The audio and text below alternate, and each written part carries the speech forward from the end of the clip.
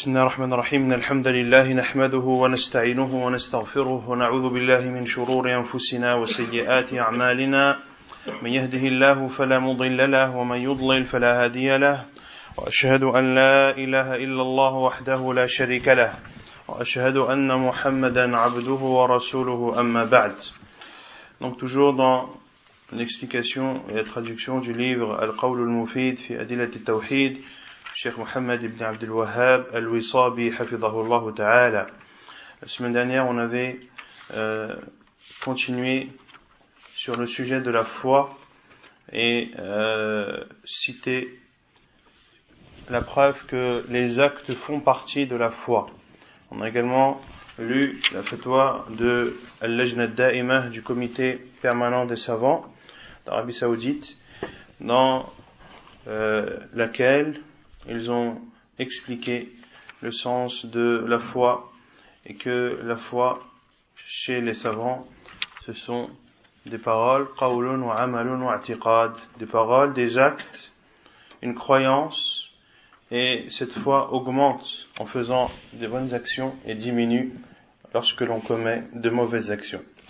Ensuite, on a défini la bienfaisance et lu la parole de Cheikh Ibn Uthaymin rahimahullah ta'ala concernant la bienfaisance et ce qu'elle signifiait. ثم قال المؤلف حفظه الله تعالى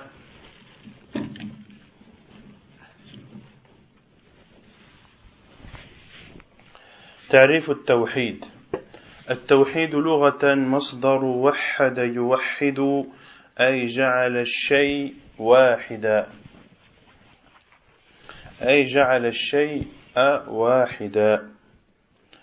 وشرعا هو إفراد الله في ربوبيته وألوهيته وأسمائه وصفاته وحكمه.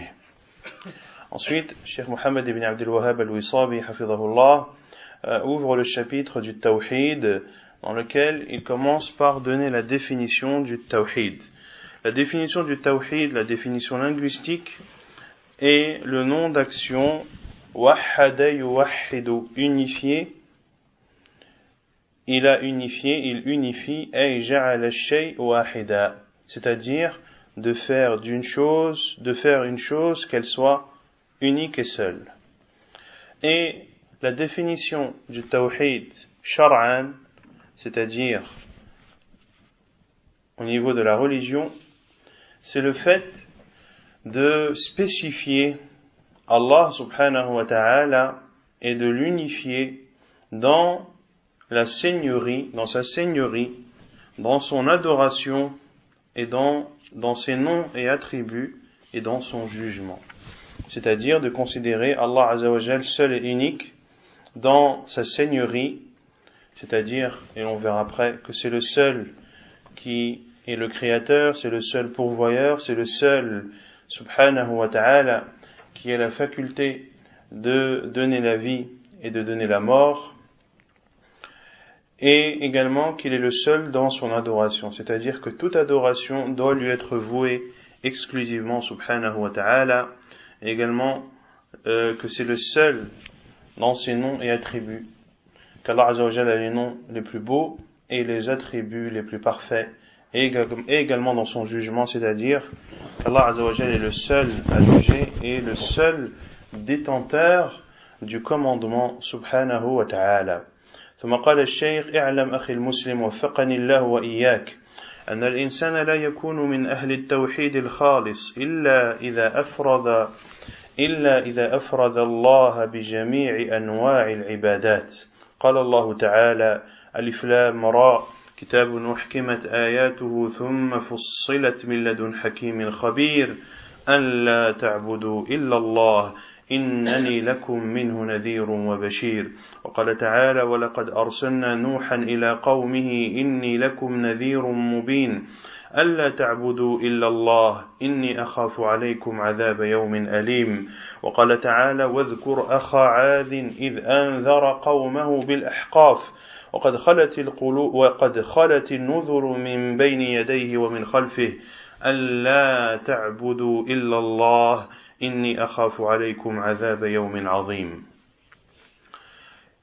Puis il dit, hafidahullah, et sache, frère musulman, qu'Allah me guide vers la vérité, ainsi que toi, que l'être humain ne peut faire partie des gens du tawhid pur, que lorsqu'ils ont unifié et spécifié Allah subhanahu wa ta'ala dans l'ensemble de leurs adorations,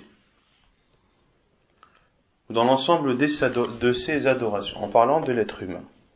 Et la preuve est la parole d'Allah Azza wa Jal dans Surat Hud, le verset 1 et 2, où Allah Azza wa Jal dit Alif Lam Ra.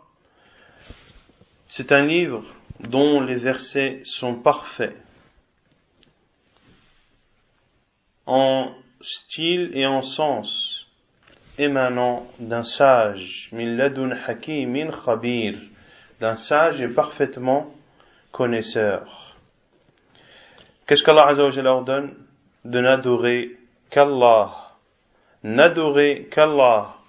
Moi je suis pour vous un avertisseur et un annonciateur.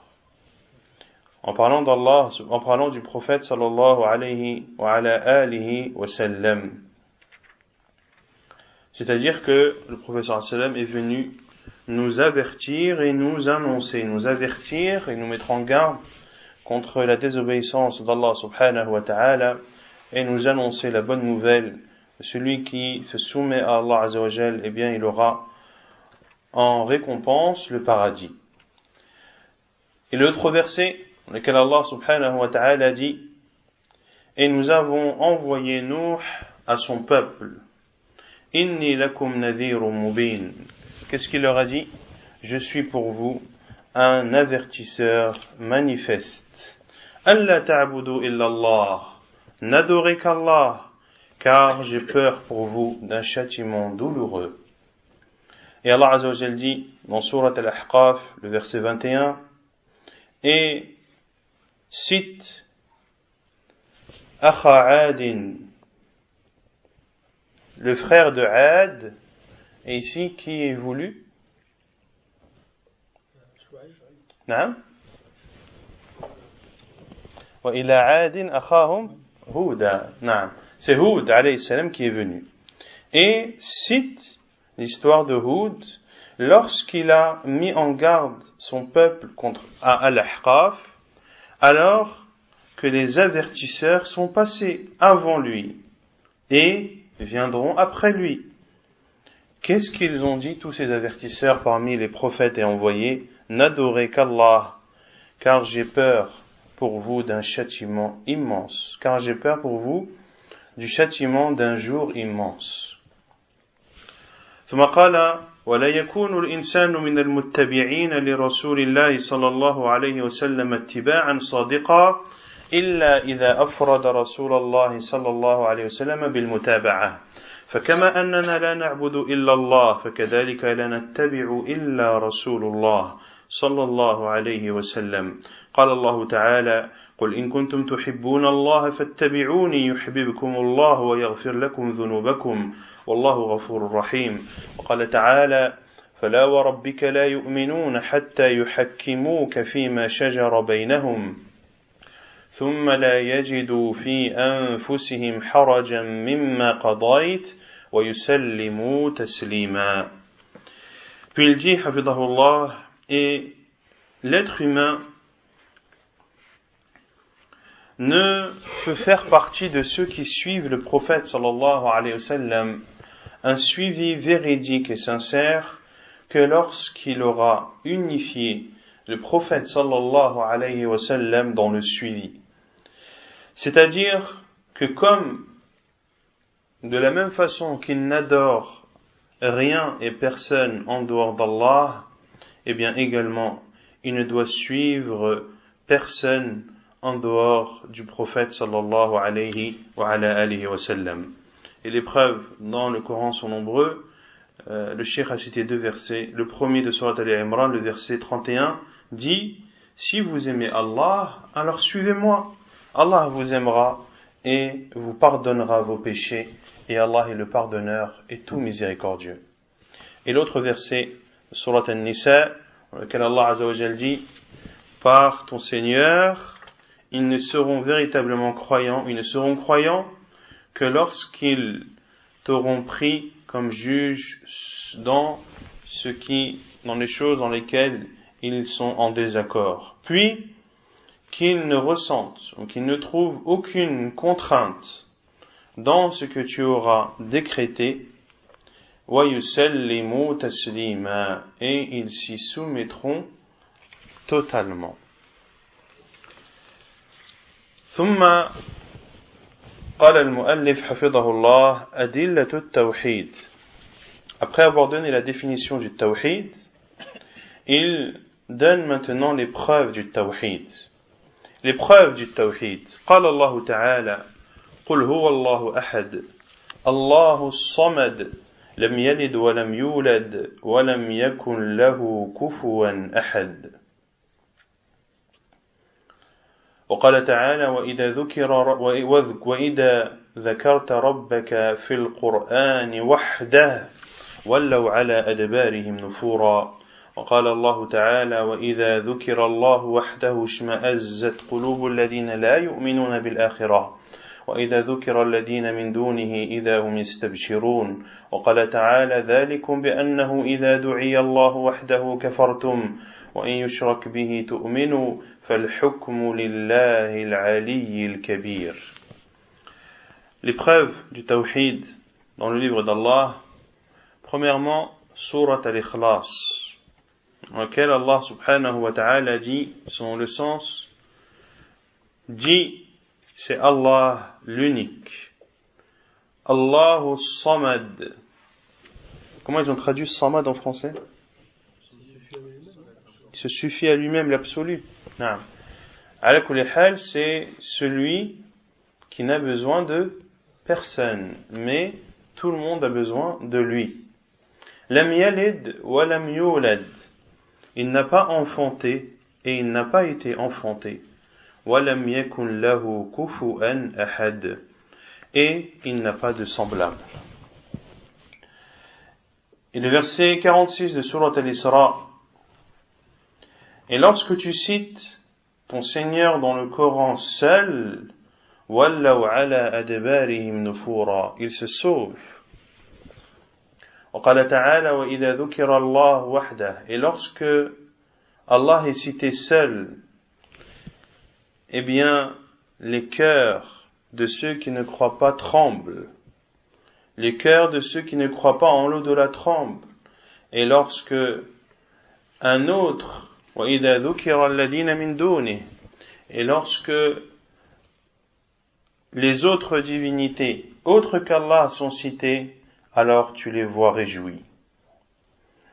Et il dit aussi subhanahu wa ta'ala dans Surat Ghafir: c'est ainsi que lorsqu'Allah est appelé seul, kafartum, vous mécroyez, wa in yushrak bihi tu'minu, et si on l'associe à lui, alors vous croyez. Fal hukmu lillahi al-ali al-kabir, le jugement appartient à Allah, le Très-Haut et le plus grand, subhanahu wa ta'ala.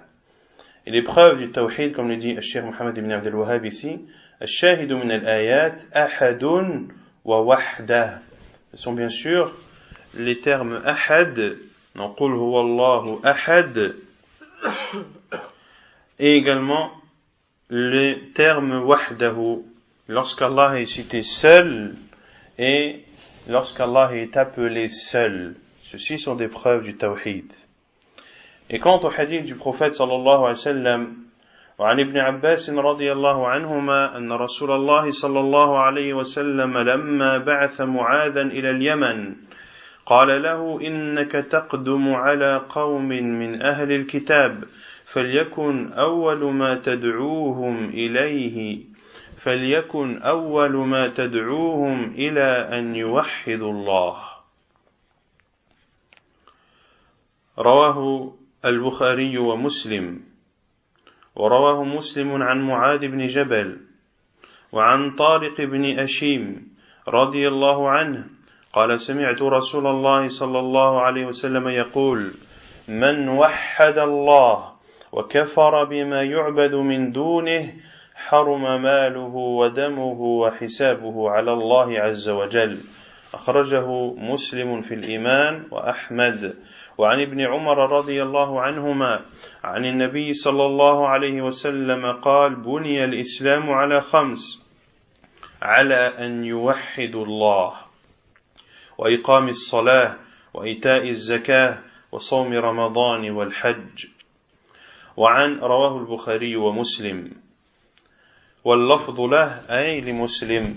وعن عبد الله بن عمرو بن العاص رضي الله عنهما أن العاص بن وائل نذر في الجاهلية أن ينحر 100 بدنة، وأن هشام بن العاص نحر حصته 50 بدنة، وأن عمرا سأل النبي صلى الله عليه وسلم عن ذلك فقال: أما أبوك فلو كان أقر بالتوحيد فصمت وتصدقت عنه نفعه ذلك.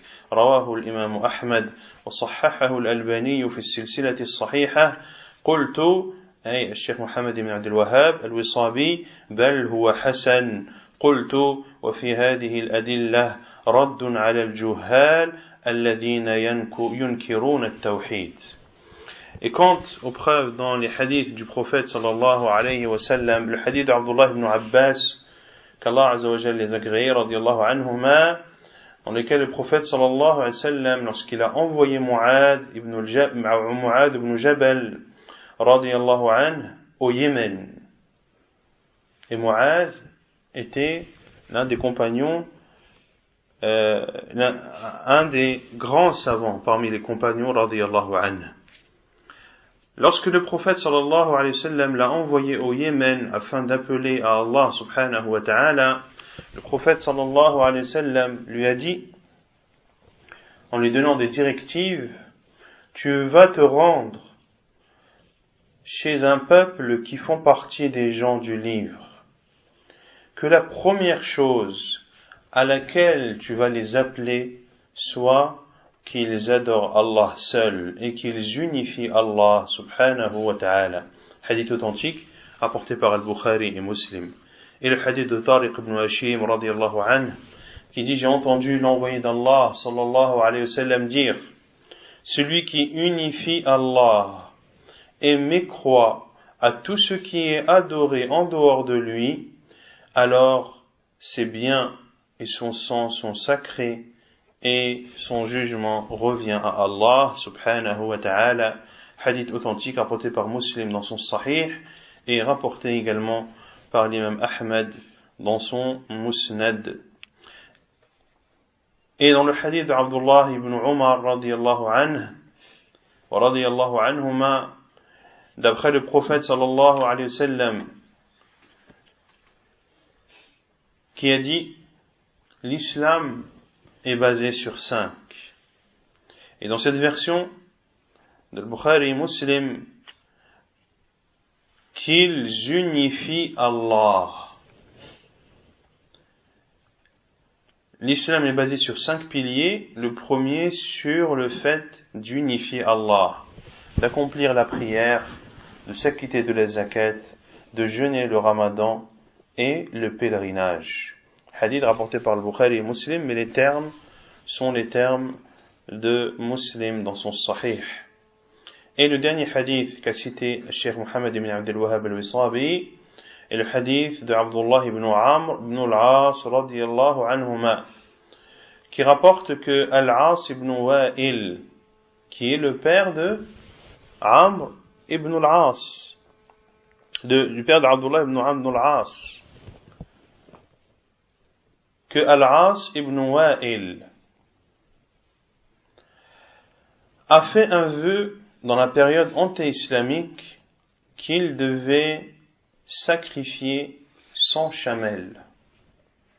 Et Hisham ibn al-As, qui est le frère de Amr ibn al-As, a égorgé pour son père 50 chamelles, comme s'il s'était partagé la tâche entre Amr et Hisham. Amr ibn al-As et Hisham ibn al-As se sont partagés le fait de sacrifier ces bêtes et d'accomplir le vœu qu'avait fait leur père. Et Amr a demandé au prophète sallallahu alayhi wa sallam à ce sujet. Et le prophète sallallahu alayhi wa sallam a dit: quant à ton père, s'il avait attesté du tawhid et que tu aies jeûné et donné en aumône pour lui, cela lui aurait été profitable. Autrement dit, à partir du moment où il n'a pas attesté du tawhid, alors de jeûner pour lui ou de faire une aumône pour lui ne lui sera d'aucune utilité. Hadith rapporté par l'imam Ahmad et authentifié par Cheikh Al-Albani rahimahullah dans As-Silsila As-Sahiha, et Cheikh Mohammed ibn Abdul Wahhab dit bal huwa hasan, il dit au contraire il est hasan en parlant du hadith. Donc ici Cheikh Mohammed ibn Abdul Wahhab n'est pas d'accord avec l'authentification du hadith par Cheikh Al-Albani, c'est-à-dire de le considérer authentique, mais il le considère bon, mais dans tous les cas le hadith est accepté. En tous les cas les hadiths est accepté. Le hadith hasan comme le hadith sahih sont acceptés. Et il dit aussi, il y a dans toutes ces preuves une réponse à tous ces ignorants qui renient le tawhid. Qui renient le tawhid ou qui renient le fait d'appeler au tawhid.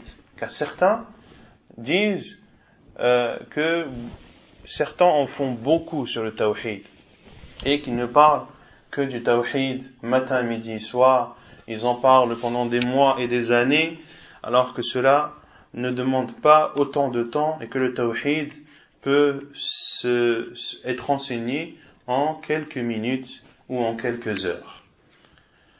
Et on verra justement par la suite, au fur et à mesure de la traduction de ce livre, que le tawhid ne peut pas être enseigné en quelques heures, que c'est quelque chose de vaste et d'important, que le prophète sallallahu alayhi wa sallam a appelé au tawhid durant toute sa prophétie sallallahu alayhi wa ala alihi wa sallam.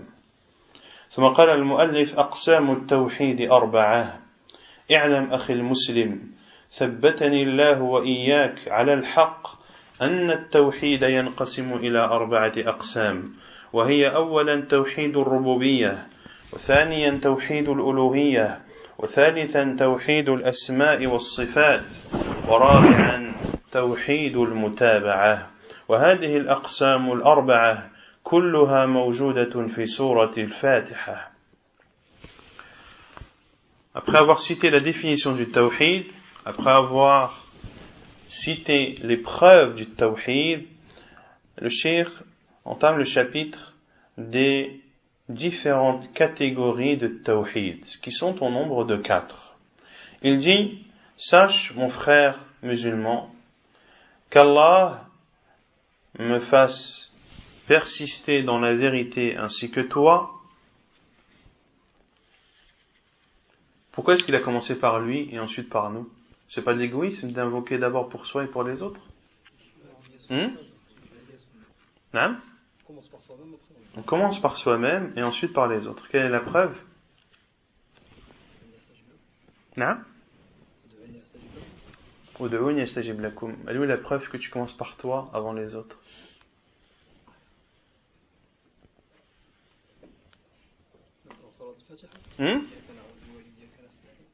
Pareil.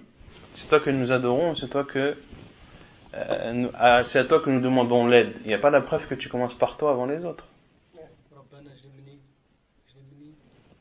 Jnubni wa baniya an na'bud al-asnam. Na'am. Ibrahim alayhi salam, lorsqu'il a dit: oh Allah, préserve-moi et mon enfant d'adorer les statues.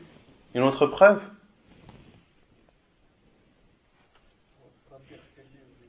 Ahsan, Rabbi ighfirli wa liwalidayya. C'est le dua de Nuh alayhi salam. Oh Allah, pardonne-moi et à mes parents. Une autre preuve? Non? Dans le Coran aussi.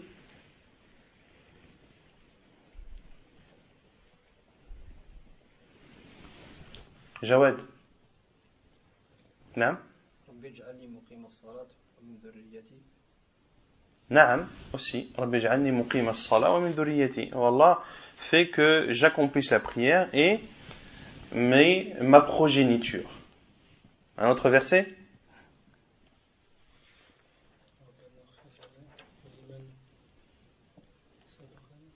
Naam. Rabbana ighfir lana wa liman sabaqana bil iman. Allah pardonne-nous et à ceux qui nous ont précédés dans la foi. À kulli hal, on va s'arrêter là. Il y en a d'autres, beaucoup d'autres preuves dans le Coran que la sunna est ce qui est mieux quand tu invoques pour toi et pour autre que toi, de commencer par toi. Sache, mon frère, en islam musulman, qu'Allah me fasse persister dans la vérité ainsi que toi, que le tawhid se divise en 4 catégories qui sont, premièrement, le tawhid de la seigneurie, tawhid al-rububiyyah. Deuxièmement, le tawhid de l'adoration, tawhid al-uluhiyyah.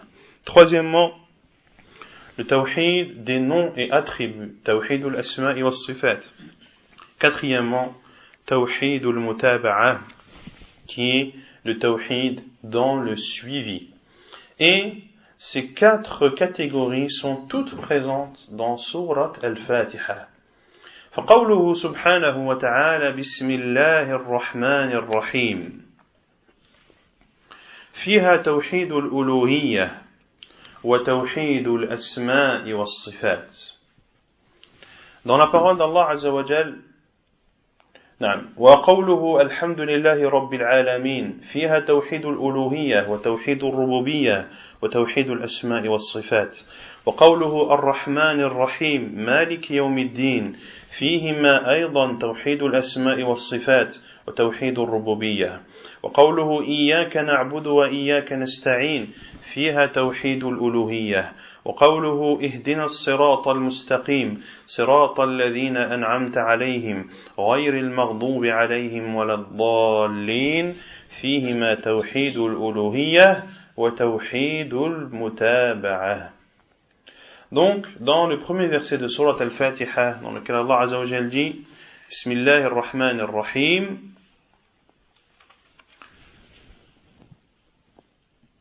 au nom d'Allah, le tout miséricordieux, le très miséricordieux. Il y a dans cela le tawhid de l'adoration et le tawhid des noms et attributs. Où est le tawhid de l'adoration? Au nom d'Allah. Elle est où l'adoration ici? Non? Non. Non? Al-ilah bismillah. Non. Allah ici c'est un nom. Ça fait partie de l'asma wa sifat. Bismi, commencer. Au nom d'Allah. Ça veut dire quoi au nom d'Allah? Quand tu dis Bismillah ar-Rahman ar-Rahim, dans Surat Al-Fatiha. Au nom d'Allah quoi? Quelle adoration? La récitation. Ay Bismillahi Aqra, c'est-à-dire c'est au nom d'Allah que je lis.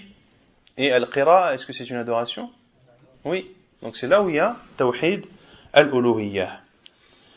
Bismillahir Rahmanir Rahim, il y a aussi l'unicité des noms et attributs. Allah, c'est un nom, un des noms d'Allah. Ar-Rahman également et Ar-Rahim également. Et dans la parole d'Allah Azza wa Jal, Alhamdulillahi Rabbil Alamin, la louange appartient à Allah, le Seigneur des mondes. Il y a dans cela l'unicité de l'adoration, l'unicité de la seigneurie et l'unicité des noms et attributs. L'unicité de l'adoration, Alhamdulillah, la louange appartient à Allah. L'unicité de la seigneurie, Rabbul Alamin, Rabbil Alamin, le Seigneur des mondes. Et cela fait partie de l'unicité de la seigneurie. C'est-à-dire qu'Allah Azza wa Jal est le seul roi, est le seul gouverneur, est le seul administrateur des mondes. Et Tawhid al-Asma' wa Sifat est l'unicité des noms ici. Non. Lillah, alhamdulillah. La louange appartient à qui? À Allah. C'est donc le nom. C'est un nom, c'est le nom d'Allah subhanahu wa ta'ala. Wa qawluhu ar-Rahman ar-Rahim Malik yawmiddin. Et dans la parole d'Allah azza wa jalla, le tout miséricordieux, le très miséricordieux, le roi du jour de la rétribution.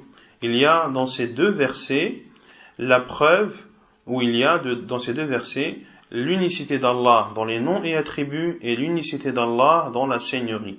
Dans les noms et attributs, Ar-Rahman Ar-Rahim et Malik Yawmiddin, le Seigneur du jour de la rétribution, c'est l'unicité de la seigneurie. C'est toi que nous adorons, Iyyaka na'budu wa iyyaka nasta'in, et c'est de toi que nous implorons l'aide. Il y a dans cela l'unicité de l'adoration. Et dans la parole d'Allah Azza wa Jal, guide-nous vers, selon le sens, guide-nous vers le chemin droit, le chemin de ceux dont tu as comblé de bienfaits, et non le chemin de ceux dont tu es courroucé, ni du chemin des égarés. Il y a dans ces deux versets le tawhid al-uluhiyyah, ihdina as-sirata mustaqim, na'am, guide-nous vers le chemin droit. Et l'invocation, c'est une adoration, c'est même l'adoration. Et il y a également l'unicité du suivi. L'unicité du suivi, guide-nous vers le droit chemin, le chemin de ceux dont tu as comblé de bienfaits, et non celui de ceux envers qui tu es en colère, ni de ceux qui sont égarés. Autrement dit, tu dois suivre la voie qu'Allah Azza wa Jal t'a tracée et que le prophète sallallahu alayhi wa sallam t'a indiqué. Et ici, lorsque l'on parle de tawhid al-mutaba'ah, c'est-à-dire que le prophète sallallahu alayhi wa sallam est le seul qui mérite d'être suivi. طيب ثم قال المؤلف حفظه الله الأول توحيد الربوبية. Après avoir cité les 4 catégories de tawhid, et l'on verra par la suite que beaucoup de savants ont approuvé Cheikh Mohammed ibn Abdel Wahhab al-Wisabi dans sa division du tawhid en 4 catégories qui sont celles-ci. Là, a été d'accord avec lui, ou l'a approuvé Cheikh Muqbil ibn Hadi al-Wadi'i, Cheikh al-Albani et Cheikh ibn Baz et beaucoup d'autres aussi, comme il le citera un peu plus loin dans son livre. Aqsam al-awwal tawhid al-rububiyyah. Il explique ensuite l'unicité de la seigneurie. توحيد الربوبية هو إفراد الله في أفعاله ومعناه أن الله هو المتفرد بالخلق والأمر والملك والتدبير والموجد لهذه الكائنات من العدم إلى الوجود بدون شريك ولا معين فهو الخالق وهو الآمر وهو المالك وهو المدبر وحده لا شريك له. قال الله تعالى الحمد لله رب العالمين في 6 مواضع في القرآن وهي كما يلي في الفاتحة والأنعام ويونس والصافات والزمر وغافر. La première catégorie du tawhid qui est le tawhid de la seigneurie, c'est-à-dire d'unifier Allah dans ses actes. C'est-à-dire, et cela signifie qu'Allah subhanahu wa ta'ala est l'unique dans la création, dans le commandement, dans la royauté, dans la gestion, dans la création et dans la al-mujid li hadihi al-kainat, dans la création de toutes les créatures ou de tout ce qui est créé du néant vers l'existence, et ceci sans associé et sans wala mu'in, c'est-à-dire sans qu'il n'y ait qui que ce soit qui l'ait aidé à faire cela. Allah Azza wa Jal est donc le créateur, c'est donc le commandeur, c'est donc le roi, c'est donc le gestionnaire, c'est-à-dire de l'univers seul, sans associé, subhanahu wa ta'ala. Allah Azza wa Jal dit Alhamdulillahi Rabbil Alamin. Louange à Allah, le Seigneur des mondes. Allah Azza wa Jal a dit cela dans 6 endroits dans le Coran. Dans le Fatiha, le verset 2. Dans l'An'am, les bestiaux, le verset 45. Dans Yunus, en Surat Yunus, le verset 10. En Surat As-Safat, le verset 182. En Surat Az-Zumar, le verset 75. Et dans Surat Ghafir, le verset 65. وقال تعالى إن ربكم الله الذي خلق السماوات والأرض في 6 أيام ثم استوى على العرش يغشي الليل النهار يطلبه حثيثا والشمس والقمر والنجوم مسخرات بأمره ألا له الخلق والأمر تبارك الله رب العالمين. Et Allah Azza wa Jal dit dans Surat Al-A'raf, le verset 54, Allah, votre Seigneur, est celui qui a créé les cieux et la terre en 6 jours, puis s'est élevé au-dessus de son trône.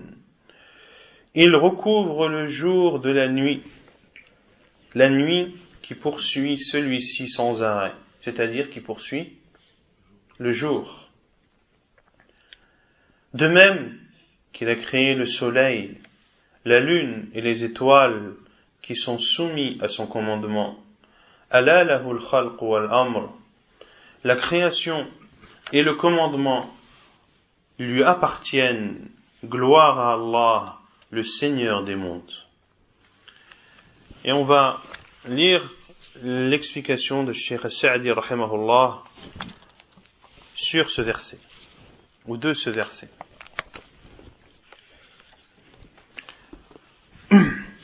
قال الشيخ السعدي رحمه الله تعالى عند تفسير هذه الآية يقول الله تعالى مبينا أنه الرب المعبود وحده لا شريك له إن ربكم الله الذي خلق السماوات والأرض وما فيهما على عظمهما وسعتهما وإحكامهما وإتقانهما وبديع خلقهما. Allah Azza wa Jal dit en expliquant que c'est le Seigneur qui doit être adoré seul, sans associé, que c'est notre Seigneur Allah qui a créé les cieux et la terre, et tout ce qu'elles contiennent, malgré ou de par leur immensité, et le fait que les cieux et la terre soient vastes, et qu'elles soient parfaites, et de par وَبَدِيعِ خَلْقِهِمَا وَإِتْقَانِهِمَا, et le fait que la création des cieux et de la terre sont à la fois immenses, à la fois précis, à la fois parfaits.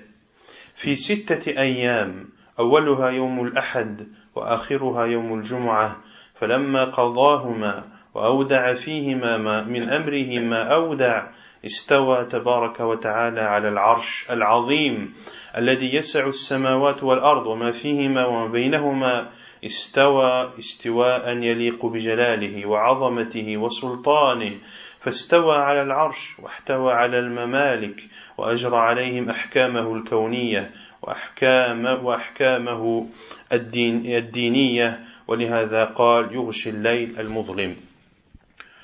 En 6 jours, Allah Azza wa Jal est votre Seigneur qui a créé les cieux et la terre en 6 jours. Le premier jour étant le dimanche et le dernier jour étant le jour du vendredi. Et lorsqu'Allah Azza wa Jal a terminé la création des cieux et de la terre, et qu'après qu'il y ait installé son commandement, Allah Azza wa Jal s'est élevé au-dessus de son trône immense, un trône qui est aussi vaste que les cieux et la terre et ce qu'elles contiennent et ce qu'il y a entre eux. Allah Azza wa Jal s'est élevé au-dessus de son trône d'une façon qui est en totale concordance avec sa majesté, subhanahu wa ta'ala, son immensité. Il s'est établi au-dessus de son trône et élevé au-dessus de son trône, qui prend le dessus et qui contrôle l'ensemble de ce qu'il y a sous son royaume. Et sont appliqués sur ces choses les jugements d'Allah subhanahu wa ta'ala, les jugements universels et les jugements religieux. ولهذا قال, et c'est pour cela qu'il a dit يغشي الليل المظلم النهار المضيء فيظلم ما على وجه الأرض ويسكن الآدميون وتأوي المخلوقات إلى مساكنها ويستريحون من التعب والذهاب والإياب الذي حصل لهم في النهار. Et il recouvre le jour, il recouvre la nuit qui est sombre par le jour qui est éclairé. Ainsi s'assombrit tout ce qu'il y a à la surface de la terre. Et ainsi, c'est-à-dire grâce à la nuit, les fils d'Adam trouvent leur repos et leur sérénité. Et les créatures retournent dans les lieux où ils résident et ils se reposent de leur fatigue et de leurs allées et venues qu'ils ont fait pendant la journée. يطلبه حثيثا كلما جاء الليل ذهب النهار وكلما جاء النهار ذهب الليل وهكذا أبدا على الدوام حتى يطوي الله هذا العالم وينتقل العباد إلى دار غير هذه الدار. Et il le demande sans cesse, ou le poursuit sans cesse, c'est-à-dire qu'à chaque fois que vient la nuit, le jour part, et qu'à chaque fois que le jour vient, la nuit part, et ainsi il s'alterne sans arrêt jusqu'à ce qu'Allah Azza wa Jal pliera ce monde. Quand est-ce qu'Allah Azza wa Jal le pliera? Yawm al-Qiyamah, yawma natwi السماء كطي السجل للكتاب. Allah Azza wa Jal pliera cet univers comme l'on plie une feuille d'un livre. Et le jour où les serviteurs ne seront plus dans ce monde mais seront dans un autre.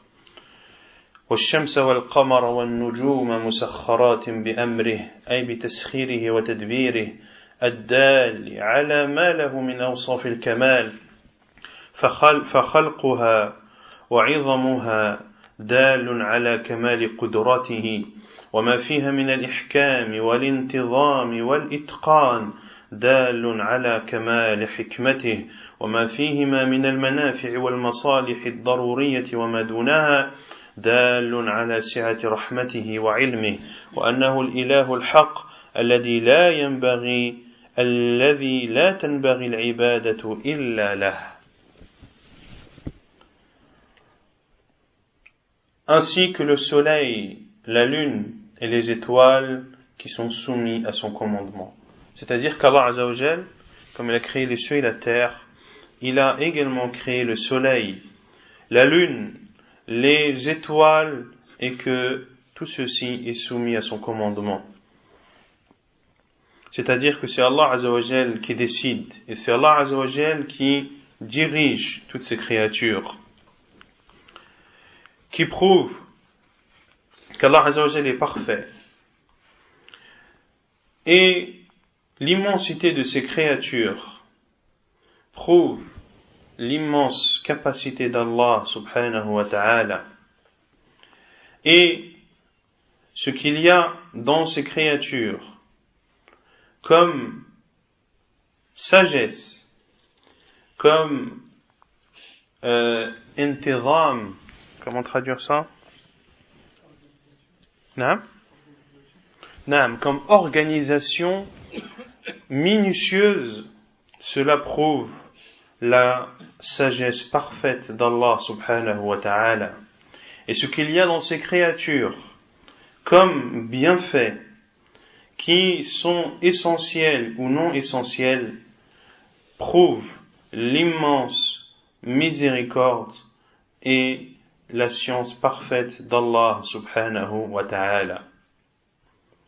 Le soleil a-t-il des bienfaits? La lune a-t-elle des bienfaits?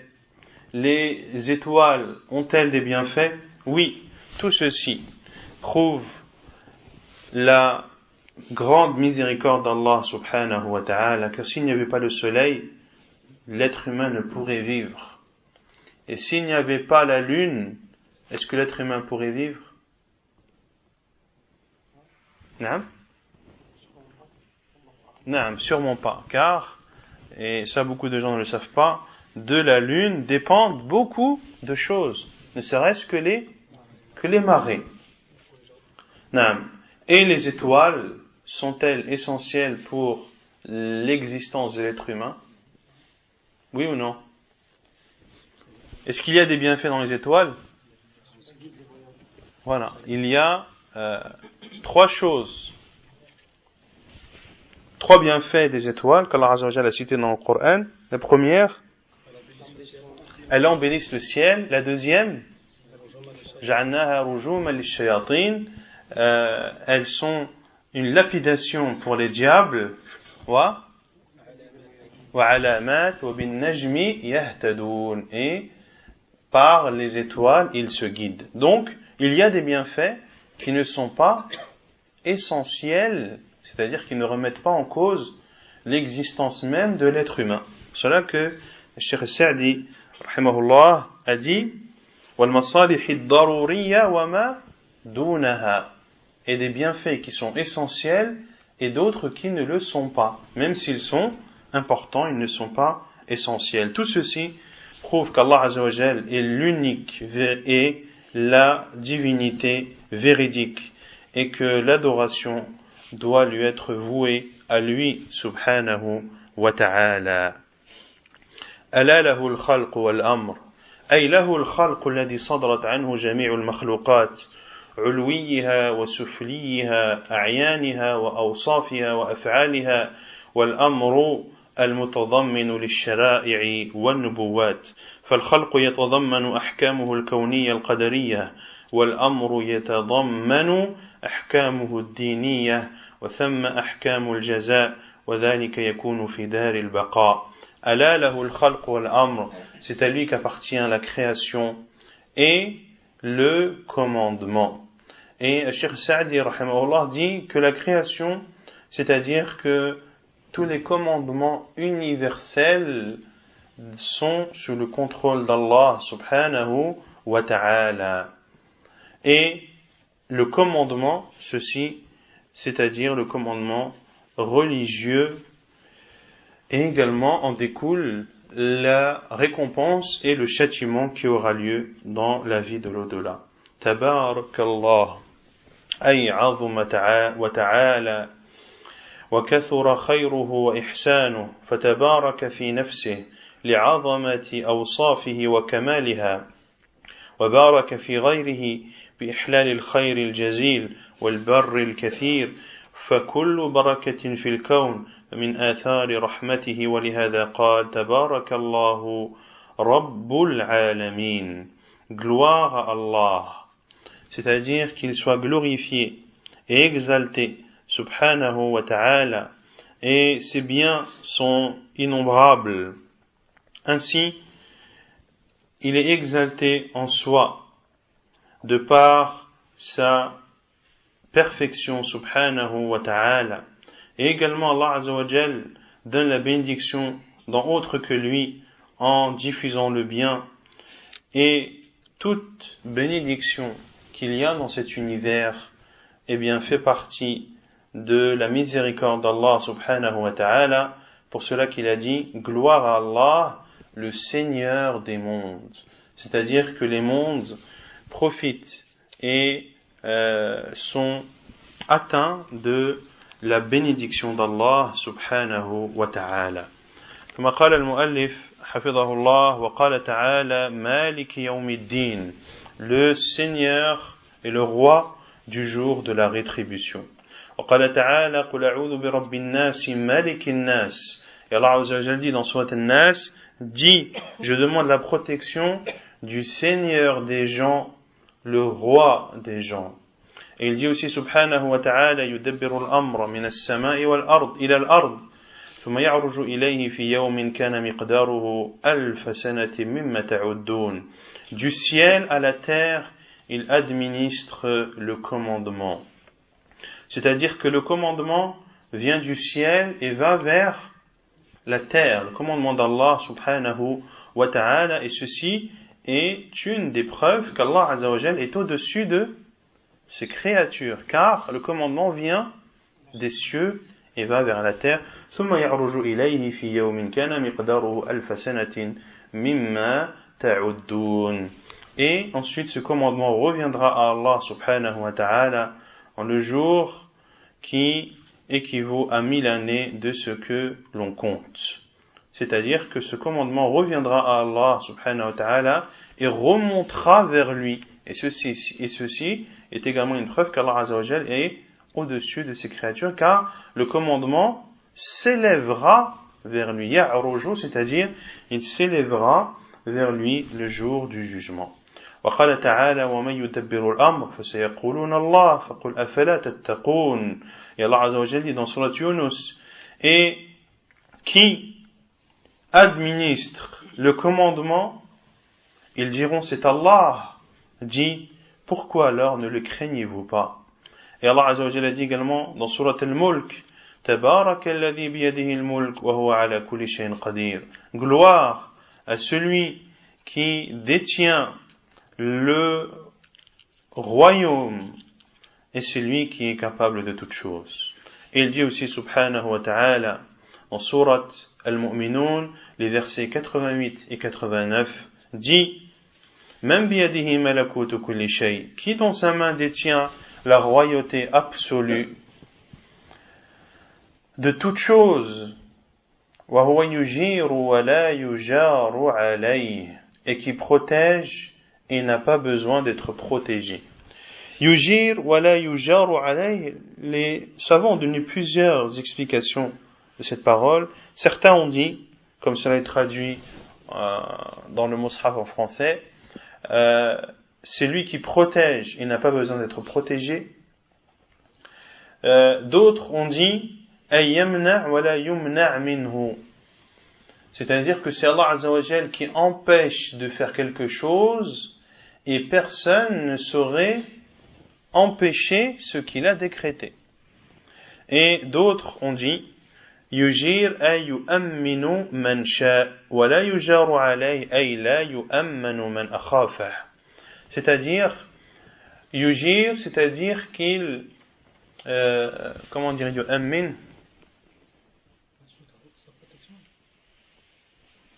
il met en sécurité, il met en sécurité qui il veut, wala yujaru alayhi, c'est-à-dire que ne peut être sécurisé celui qui l'a effrayé. Si Allah Azza wa Jalla effraie quelqu'un, est-ce que quelqu'un peut le sécuriser? Non, personne. Et les deux dernières explications ont été citées par l'imam al-Qurtubi dans son tafsir.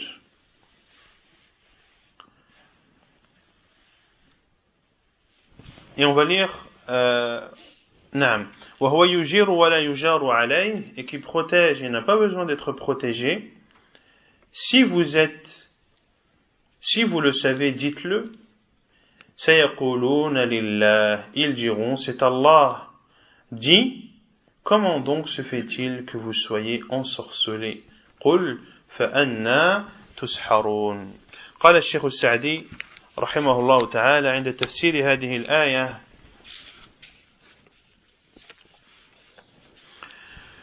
قل من بيده ملكوت كل شيء أي ملك كل شيء من العالم العلوي والعالم السفلي ما نبصره وما لا نبصره.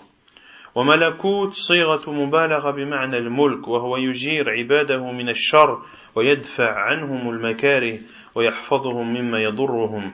ولا يجار عليه أي لا يقدر أحد أن يجير على الله ولا يدفع الشر الذي قدره الله, بل ولا يشفع أحد عنده إلا بإذنه. dit qui détient dans sa main la royauté absolue de toute chose, c'est-à-dire celui qui détient et possède toute chose dans le monde élevé et dans le monde bas.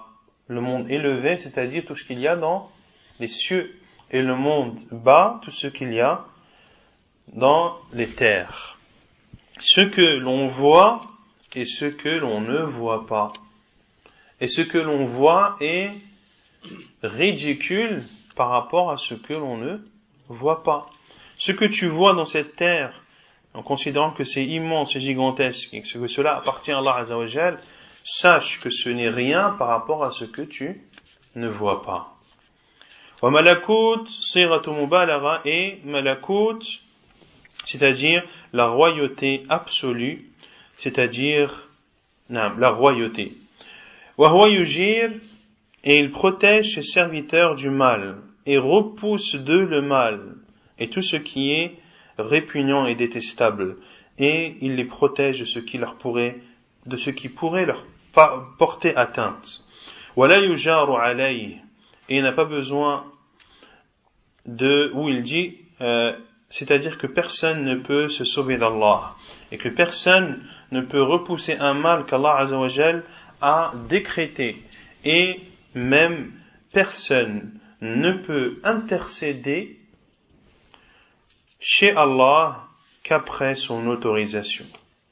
سيقولون الله أي سيقرون أن الله المالك لكل شيء المجير الذي لا يجار عليه قل لهم حين يقرون بذلك ملزما لهم فأنى تسحرون أي فأين تذهب عقولكم حيث عبدتم من علمتم أنه لا ملك لهم ولا قسطا من الملك وأنهم عاجزون من جميع الوجوه وتركتم الإخلاص للمالك العظيم القادر المدبر لجميع الأمور فالعقول التي دلتكم على هذا لا تكون إلا مسحورا وهي بلا شك قد سحرها الشيطان بما زين لهم وحسن لهم وقلب الحقائق لهم فسحر عقولهم كما سحرت السحرة أعين الناس.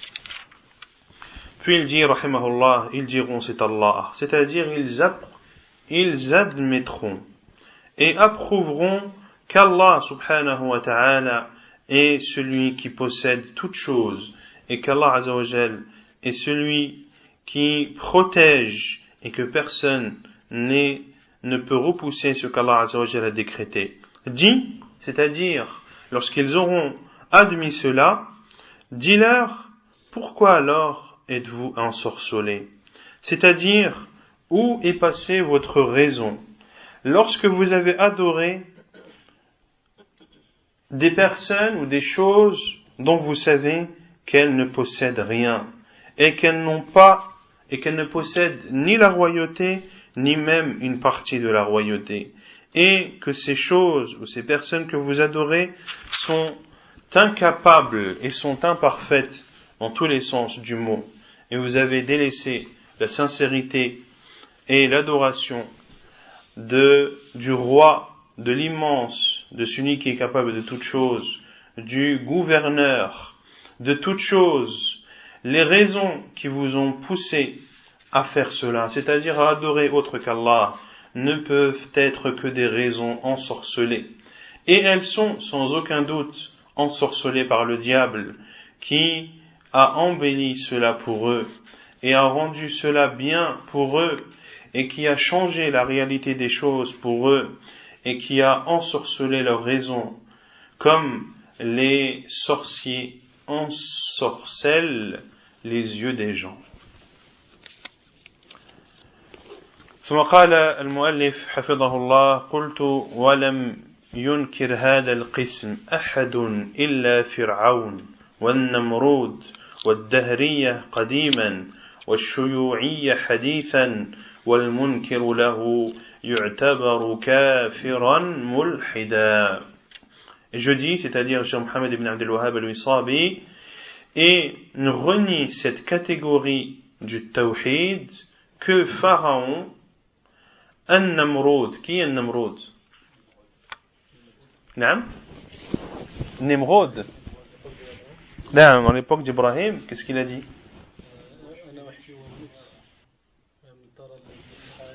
نعم ألم تر إلى الذي حاج إبراهيم في ربه أن أتاه الله الملك إذ قال إبراهيم ربي الذي يحيي ويميت. Ibrahim alayhi salam lui a dit, c'est Allah qui donne la vie et la mort. قال أنا أحيي وأميت. Il a dit, c'est-à-dire An-Namrud. Il a dit, c'est moi qui donne la vie et la mort. قال أنا أحيي وأميت. Qu'est-ce qu'il a dit Ibrahim alayhi salam?